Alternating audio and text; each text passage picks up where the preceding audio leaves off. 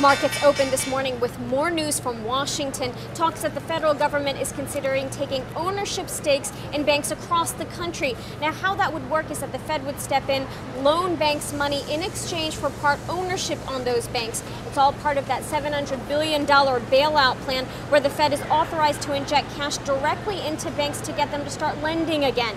This is the latest in a series of first-of-its-kind moves by the government to get those frozen credit markets moving again. Now, the details on this plan have yet to be released. Everything's still very preliminary right now, but officials hope that between this plan, the move to buy up short-term unsecured loans, and the half-point interest rate cut will be some type of significant sustained improvement in those credit markets, which have plagued not only Wall Street, but the markets across the globe. Right now, it seems the theme is to act quickly to head off any type of global recession.